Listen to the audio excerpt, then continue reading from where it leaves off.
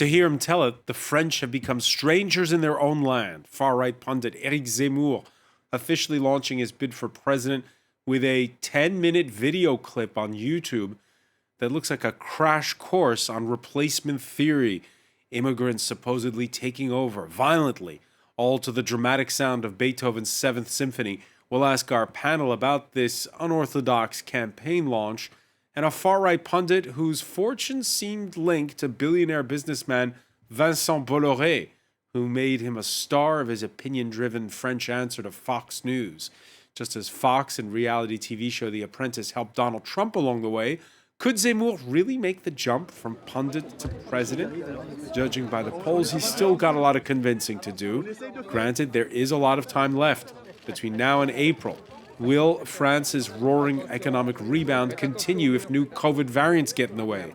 Do the French want a rematch of 2017 when Emmanuel Macron faced the far-right's traditional standard-bearer, Marine Le Pen? 5 years on, and in the current context, what do voters in France want from their politicians? Today in the France 24 debate, we're looking at Zemmour's run for president. Joining us, Bruno Cotres, researcher at the French Political Science Institute's Sciences Po's research wing, Sevipov. Thanks for joining us. We'll be joined shortly by commentator Philippe Moreau-Chevrolet, and with us from Chichester, England, Andrew Smith, senior lecturer in contemporary history and politics at the University of Chichester. I always wonder if I'm mispronouncing Chichester. Is that how you say it? Yeah, you got it. I do got it. Okay, goof.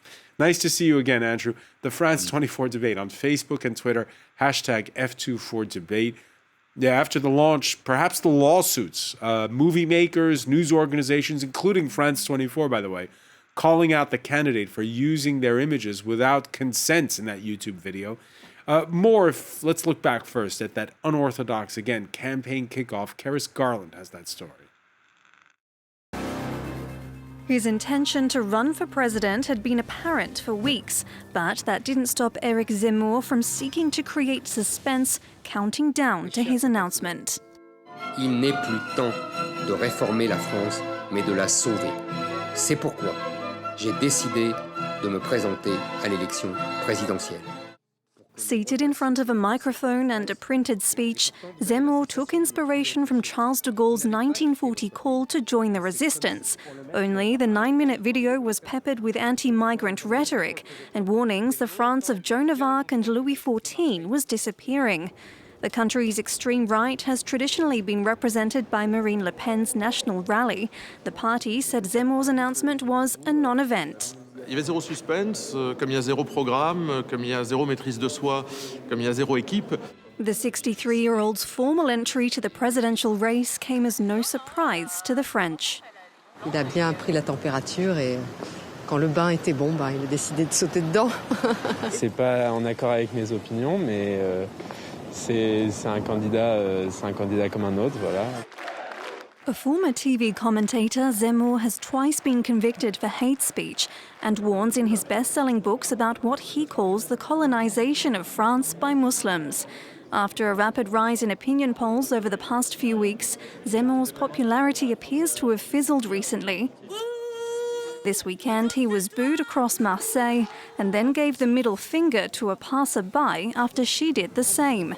The presidential hopeful now has to round up funding and gather 500 signatures from elected officials necessary to put him on the ballot. Zemmour's due to hold his first official campaign meeting on Sunday. Okay, so growing pains, obviously, when it comes to running a political campaign for Zemmour. His first big rally is coming up this weekend. What do you make of this launch, Bruno Cotres?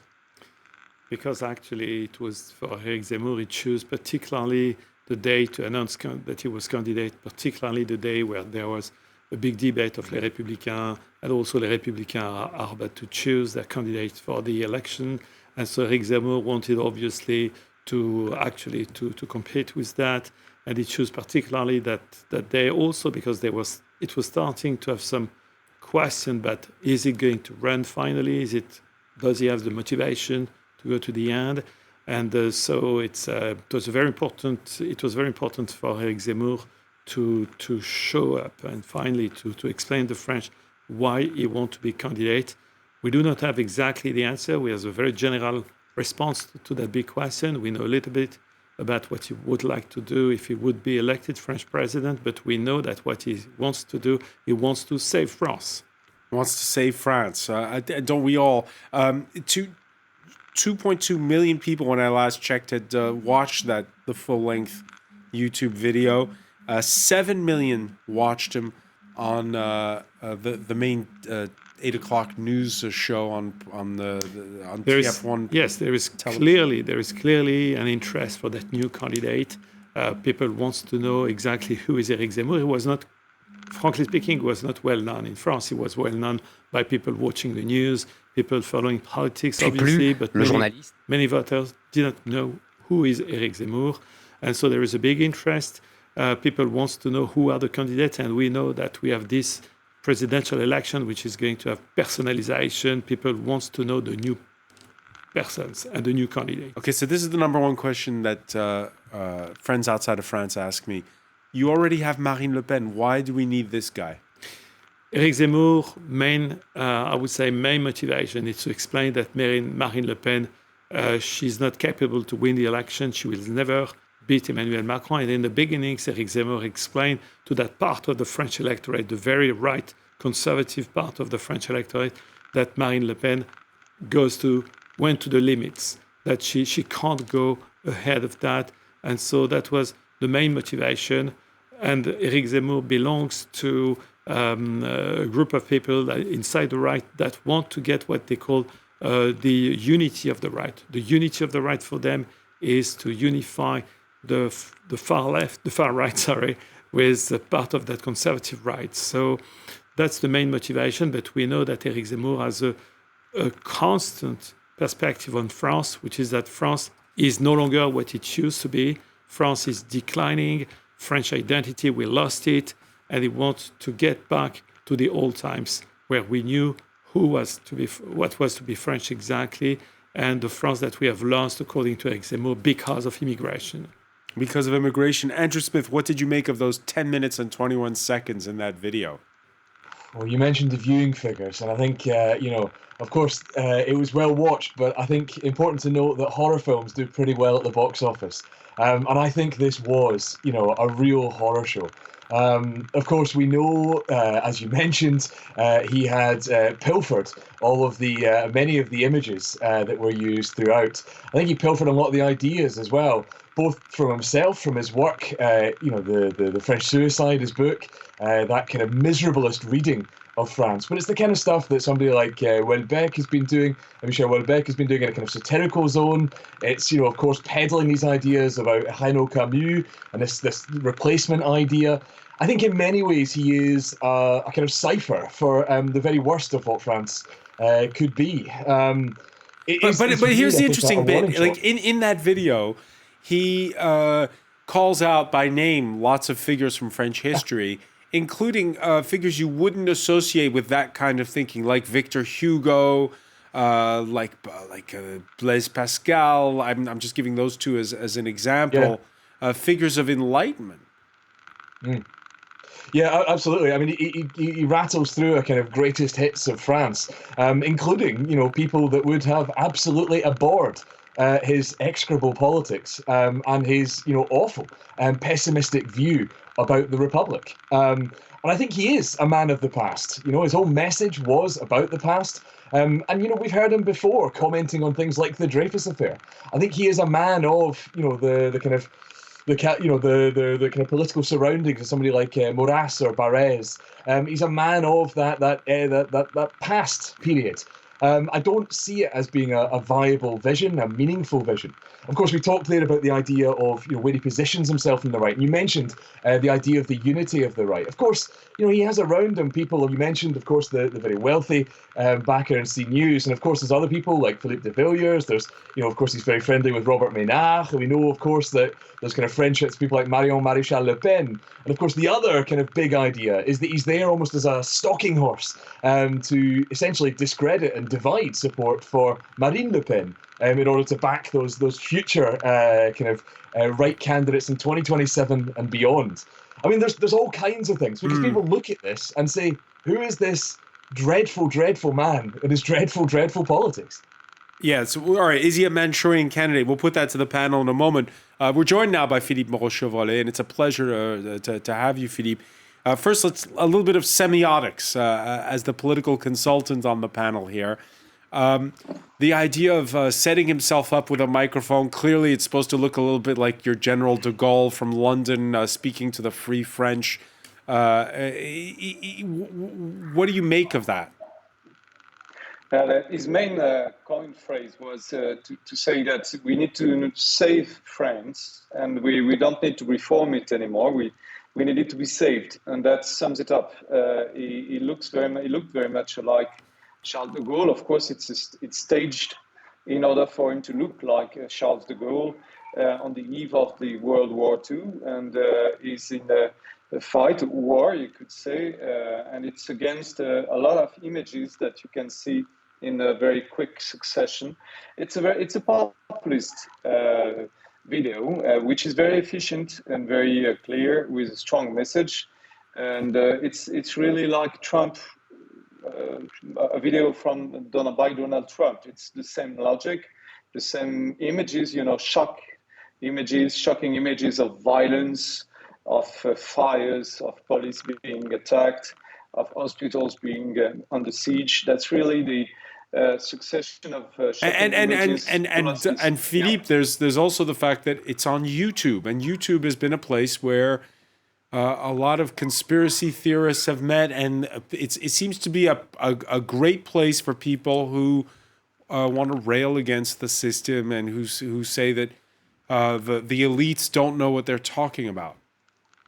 Yeah, that's very true. That's the very place where people who believe in UFOs, in worldwide plots, people with strange beliefs, but mainstream beliefs that tend to be beliefs that tend to be strange but mainstreams but you have to take into account that this video was released at a precise time at noon, and every TV channel in the country, not YouTube anymore, but every TV channel in the country, news TV channel, 24 hours news TV channel, they were broadcasting this video live. So it's like it was a huge thing. It went much bigger than what it was supposed to be. She has been viewed by 2.2 million people already, and it's not. And we don't take into account that the many viewers that were in front of their TV watching at Eric Zemmour. So it's unprecedented, and I don't agree that it's a man from the past. My belief and my fear is that he's a man of the present, and that's what we should be. Well, let's delve into that. Let's delve into that right now. We asked, is he working for someone else? For most of his long career, Eric Zemmour was mostly a print journalist. Before becoming a mainstay, he was the right-wing guy you brought on as a pundit on TV panels. Enter Vincent Bolloré. Vincent Bolloré made his name through the family transport and logistics business. He's a billionaire entrepreneur. He's become a household name in Africa, most notably through his ports and shipping concessions. Then came the buyout of Vivendi, and with it, a media empire that includes pay TV Canal+, and its cable news channel, iTélé, which he rebranded as CNews, with opinion-driven chat shows. The undisputed star there, Eric Zemmour. And when popular news magazine Paris Match, for instance, ran a photo of the 63-year-old married father of three in the arms of a 28-year-old, Sarah Knafo, she works on his campaign, Match's chief editor was soon after fired by Vincent Bolloré, who's the new boss as well of Hachette and therefore of Paris Match. You, Philippe Moreau-Chevrolet, have just co-written a comic book on Vincent Bolloré trying to make the next president. You picked a popular TV figure, Cyril Hanouna, as your character instead. Is this all the brainchild of Vincent Bolloré? I think Vincent Bolloré is very much what the British would call a punk. He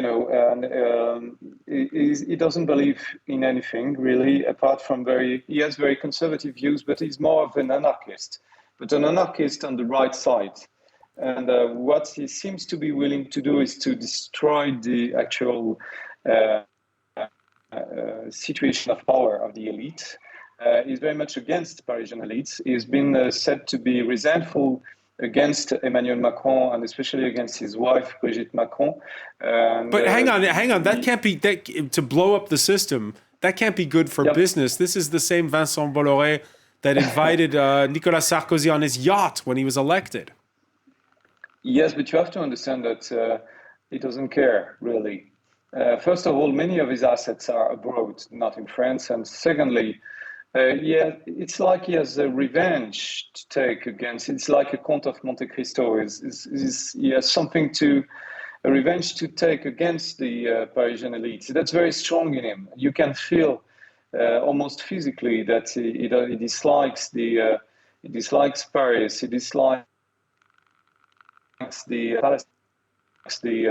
technocrats, and he has now the liberty, the freedom, the financial means, and also more and more the political control in order to achieve what seems to be his goal, which is to replace the old system by a very conservative one, or maybe by something like an anarchist system that he would control. It's very peculiar. I mean, we didn't see that kind of guy with so much power yet. That's the first time. Bruno Cotres, there's been plenty of captains of industry in this country who've owned media companies. Is Vincent Bolloré the French Rupert Murdoch? It looks like, yes, very powerful, having an amazing influence now, which is not, I think he has not reached the limits of what he wants to get from the French mediatic system. Some people are saying that he's also looking to the Figaro. And so it is like constructing an empire. And one of the facets of constructing a powerful empire is obviously to have at one stage some political implications to support one candidate. And it is true that you cannot explain the emergence of Eric Zemmour without the CNews effect. He has been amazingly successful on CNews. Eric Zemmour, the TV shows that he was participating to, that he was even leading, actually was amazingly successful, having an amazing audience. And so I think that, yes, Philippe is right. There is probably a revenge aspect in the motivations of Bolloré, certainly. And for a political enterprise like the one that Eric Zemmour wants to do, you need at one stage a big media which is supporting to you, and you need the chamber of echo of media, obviously. An echo chamber. Yes, an echo chamber, and you need that. And because most of the people do not have the time to read Eric Zemmour, to buy the books and to read Eric Zemmour. So he got an amazing channel to disseminate what he's thinking about, and the major ideas of Eric Zemmour went first through the CNews channel. Through CNews, he suddenly had this meteoric rise. Again, do you feel as though he's his own man? And do you agree with Philippe Rochevolet, who says he's not a man of the past, this is a man of the present? I would say that he's certainly not a man of the future, but he corresponds to one present situation where there is like a French depression. It is not a recent story, actually. It started a long time ago. You know that at Sciences Po, we are doing an annual survey, which is...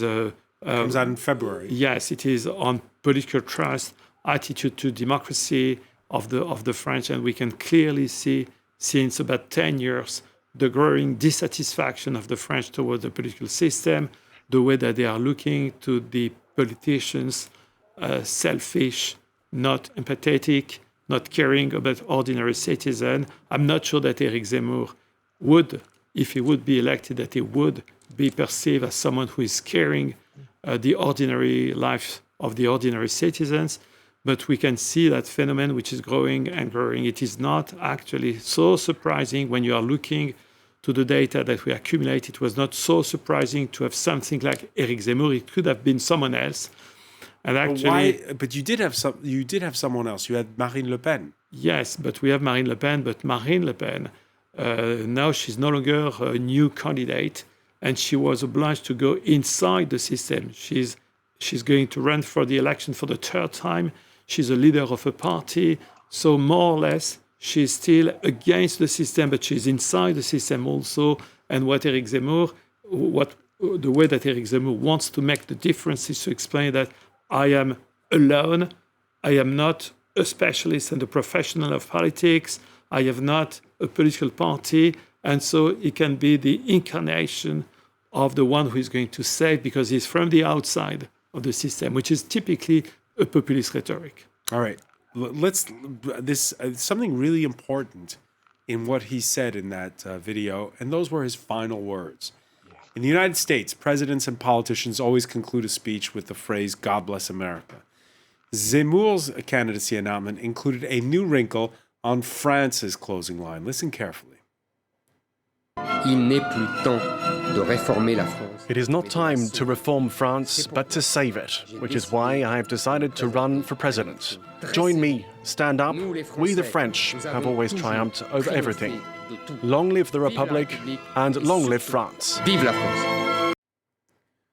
So, Andrew Smith, it's not long live the Republic and long live France. Vive la République, vive la France. It's long live the Republic, and above all, long live France. That's written down. It isn't improvised. What's that about? It's a bit worrying, isn't it? The two are, in that rhetoric, they are separate entities. They are separate entities, and we know which one is the one he's gunning for. For me, this is the language of the past. This is the language of, the Third Republic, of Action Française. This is the language of, the Vichy-Soir, which he seeks to apologise for.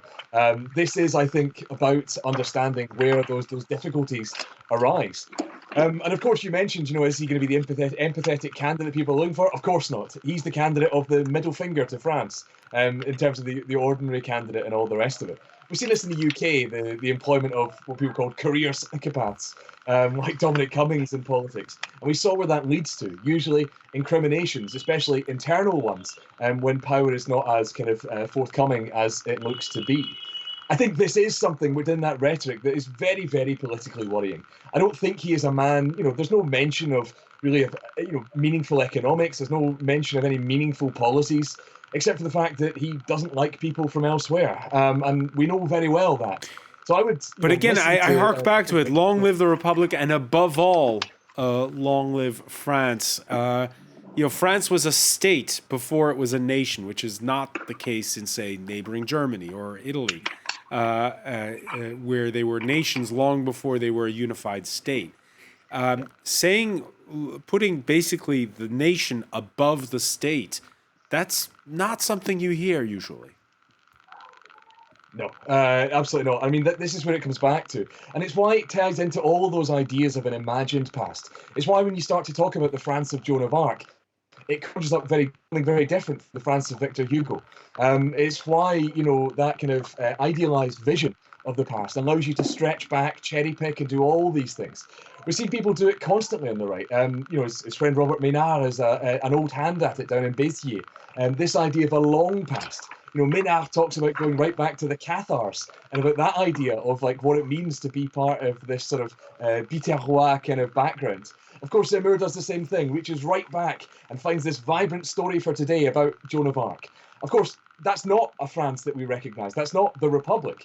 That's part of this longer story. It's part of this myth, this narrative. But this is a selective, mythical nation, which is why I invoked that idea of Action Française, because that, to me, is the politics that this speaks of. I think backed up by some extremely contemporary political manoeuvring around those media ideas. So I think I would agree he's not a man of the past in terms of his media strategies, but his ideas, his politics. I think France has met before, and thankfully, France has defeated them before. Philippe Moreau-Chevrolet, is he, because you heard there Andrew Smith mentioning Action Française, which was a royalist organization. Is he a royalist? Is he a Bonapartist? Is he just Eric Zemmour? What is he? He's a populist. He's a Trump. He doesn't care really about the impact that middle finger could have on public opinion. He thinks that basically he will be winning against any opponent he might encounter, because he has a narrative, precisely as you said. He has a narrative, and his narrative is, his views are shared according to a very recent poll dated of today. These views are shared by many of his views are shared by like 50% of the population, which is kind of concerning. And it's not like he's not a marginal figure lost in a corner of our otherwise civilized political spectrum. What I think is that he is using very contemporary tools. He knows how to use them. He's not completely professional, because he went on TV the very same day, and he tried to argue against a journalist that interviewed him live, and he was very bad at it. So it's like he's not completely was he very bad at it, or trust. does he make gravy out of the fact that here he got into an argument before during that interview in primetime news and afterwards?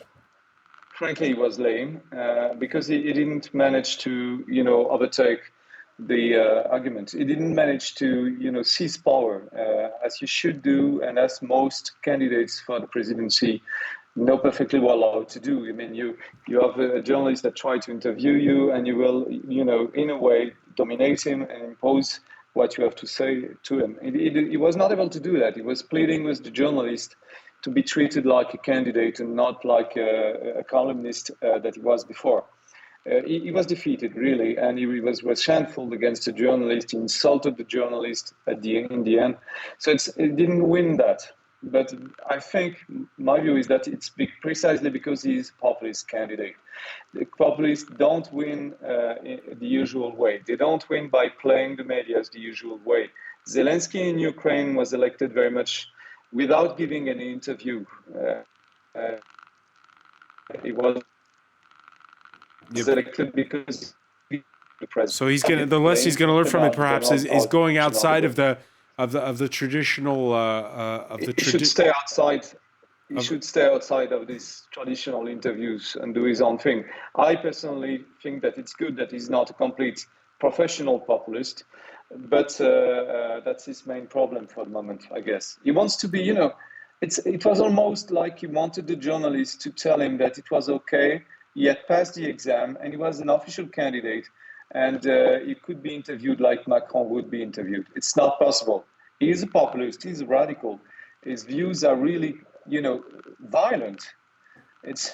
So he can be treated the same way as Macron would, and I think it's normal. But he didn't expect that, apparently. Bruno Cotres, you mentioned at the outset of our conversation how the timing of his candidacy comes where he's perhaps trying to steal a bit the limelight as the mainstream conservatives picking a candidate. Last night, the final debate. Today, the first round of voting for among rank and file of the party. Zemmour's candidacy video drops also just hours before the incumbent led ceremonies to lay Joséphine Baker to rest at the Panthéon, the Paris monument where the Republic buries its heroes. Emmanuel Macron expanding on the rags to riches tale of Joséphine Baker, an poor African-American who'd go from music hall fame to resistance hero and civil rights icon.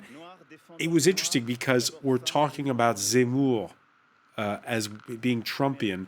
There you have Emmanuel Macron also acting a bit American. This aspirational tale of this rags to riches tale, that's very American, isn't it? Yes, and yesterday you could see that the day was very important for French politics and for the election. It was not a snooker day, I would say, where everyone is going to play at once. It's a very strategic coup. And actually, Macron on yesterday made between the lines references to Eric Zemmour by saying that Joséphine is my France, or my France is Joséphine. And it was clearly a between the lines message to Eric Zemmour, which is that France is good, according to Macron, if France accepts her to be welcoming to people coming from the outside, joining the French Republican values. And it is also a response to what we were talking about before when Eric Zemmour is concluding the speech by saying Vive la République and above Vive la France, which is clearly a message which is explaining that contrary to the mainstream model in France, the mainstream political model is that French Republic is the only way to achieve liberté, égalité, fraternité. We even talk about Republican egalitarian, Republican equality. So, and the message of Eric Zemmour is that France does exist before the Republic. He's talking about the eternity of France. And so we are going to have, I think we are going to have a difficult... So wait, if that's the battle, yes. How does Macron fare against Zemmour? Yes, progressively you could see that some element of the political battlefield are there already. You have two big rhetorics and two big narratives. The one of Emmanuel Macron, which is going to be still exactly like in 2016 and 17, which is emancipation. Aspirational, that things can get better. Earlier you were talking about positive things. Yeah. And the other big rhetoric, which is going to be Eric Zemmour, but also Marine Le Pen. We shouldn't, I think that we have to be very cautious. We should not say that Eric Zemmour has completely replaced Marine Le Pen. She's still leading in the voting intentions. So she also has her own rhetorics, which is also a little bit competitive with the one of Eric Zemmour. And one of the main differences between the two is that Marine Le Pen she still got the working class and the popular classes support. Yeah, whether or not, by the way, Zemmour can leapfrog Marine Le Pen in the polls. The last couple of weeks he's stalled, by the way. You can see it on this chart. One certainty when you look at this graph is that the nation that elected a socialist not too long ago, 2012, seems to really have deserted the left. If you combine all of the voting intentions of the far left, the socialists, and the Greens, you get to the same score as Emmanuel Macron. Remember, in France, we have a 2-round system. So it's all about making it past the post in the first round. And the right seems to be holding the lion's share. It's still early days, though, Andrew Smith, and the future is unwritten. Of course, as you were saying earlier, Andrew, the election may not be decided at all about these issues of values, but rather on who's going to manage the economy in a pandemic. Yeah, absolutely. We mentioned, obviously last time around, the last presidential election, Marine Le Pen came unstuck on issues of economics, on the kind of the hard yards, the numbers, the complicated bits. And she looked unprofessional. She looked, very much the far-right politician, out of their depth in the mainstream governance. And Macron, of course, excelled in that moment. And that was very much the story of the 2017 election.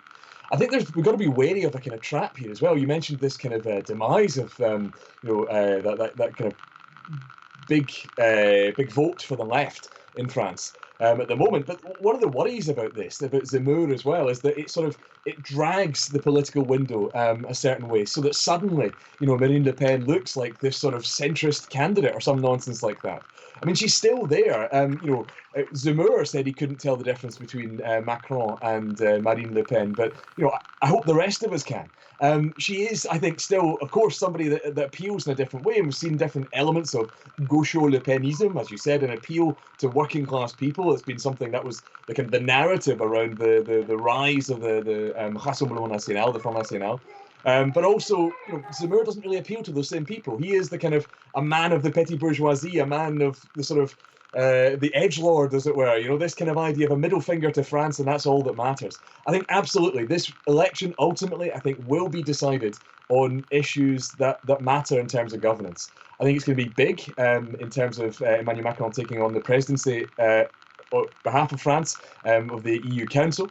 I think there will be, of course, a lot of focus on the idea of the economic recovery. I think there will also be some issue around security. Of course, the trial for the November 2015 attacks continues. I think these issues will all return. They will tie into values. But ultimately, I think Zemmour will fall away. I think he remains a stalking horse in this election, one who is disrupting, who is shifting that political window right. And actually, I think he was probably doing some good service to Marine Le Pen ultimately. Philippe Moreau-Chevrolet, you agree?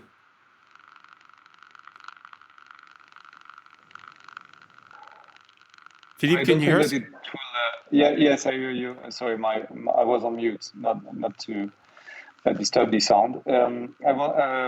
Concerning that the evolution of the campaign, we can't really predict what would be the themes that the French will want to, in the end, discuss during the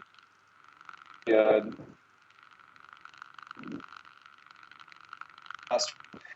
Many French are very much angry at the EU for the moment. It's not like we would go for a French exit or Frexit, I don't know how to call it, but there is a lot of resentment. So I'm not too sure that this EU presidency will be good ultimately for the image of Emmanuel Macron during the fight. I think he's much more comfortable with not talking about it, especially if he wants to gain traction amongst the right-wing voters. And I think it could serve both Zemmour and Marine Le Pen well, because it's they will play on the fact that we need to, recover from the. Philippe, I'm going to interrupt you because we're starting to lose the connection a little bit. So maybe what we'll do is we'll call you back and try to reconnect. Okay. Apologies for that. Bruno Cotres, we saw in 2017 how Marine Le Pen storms into the second round because it is the outsiders versus the elites, the losers and winners of globalization. This time around, we're in the middle of a pandemic. Are people going to want to go with the protest vote as described by Andrew Smith? That's an excellent question. A few months ago, I was mostly thinking about that France and French doesn't want a big change for the next election because we are exhausted with the COVID crisis, but also we've got the yellow vest before. So it is nearly 3 years that France is living in a permanent state of crisis and less crisis. So can you really wish a big change, a radical change? What Eric Zemmour is proposing also is absolutely a radical change. It's quasi a change of republic. It's quasi a change of a political regime that Eric Zemmour is proposing to us. So I'm not sure that at the end of the day, the French voter would like to have a new period of difficult time, contestation, demonstrations. We've got the dose.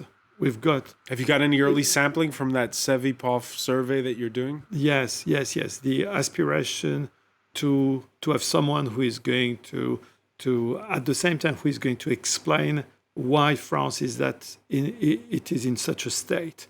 Why do we have so much difficulties? Why did we get the yellow vest crisis? We don't get the vaccine during the COVID crisis. The beginnings of the COVID crisis was super chaotic in terms of governing and managing the crisis. Emmanuel Macron is going to present what he did for the COVID at the end as what he wants to do for the second mandate, which is actually to be efficient, to care about what is not working in France. It's going to be difficult for Macron anyway. It's not an easy election for Emmanuel Macron. I do not believe that the election is done already for Emmanuel Macron. No one has a pre-booked seat for the second round of the election. No one, including Macron, because the situation is not only very difficult, and we've got all these difficult time that we've got. So I'm not sure that French voter would like to have a radical change. And eventually, one key point of the election, of the next election, is going to be what is going to happen on the right, on the center right. Who is going to be the candidate of the center right? And finally, what one of the consequences of Eric Zemmour dynamics could be to get lower the qualification levels for the second round, that you can eventually get qualified for the second round with 15, 16, 17% of the share of the vote. So which is making the election amazingly unpredictable. Yeah, the candidates who made the runoff, Philippe Moreau-Chevrolet, back in 2017, both above 20%. There seems to be a bigger field so far because we don't know if they'll have their candidacies validated. But just a quick final word on this. You heard Bruno Cotres. The surprise perhaps won't come from the populists, but from a more traditional corner from the center right.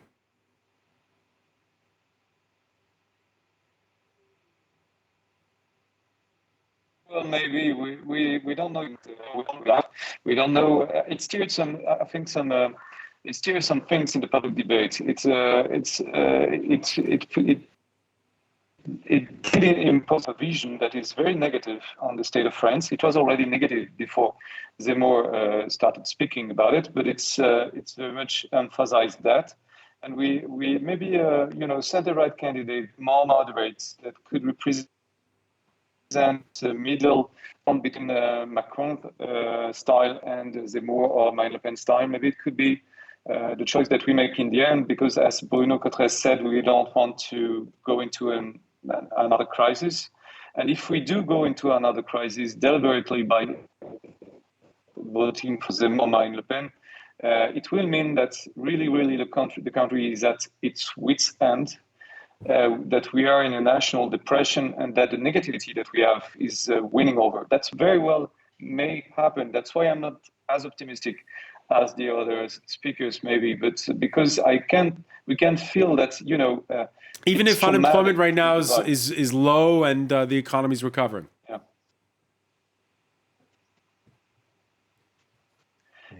That's okay. I mean, if jobs are going up as it is, it's very well, it's okay too. But the fact is, the perception of the well-being of the economy is much lower to gain than reality. I mean, you can have a very perfect economical situation. If people think that the situation is bad, they will still keep that belief for a very, very long time. It's all about perception. Philippe Moreau-Chevrolet, I want to thank you so much. It's all about perception. I want to thank Andrew Smith for joining us from Chichester. Bruno Cotres, thank you for being with us here in the France 24 debate.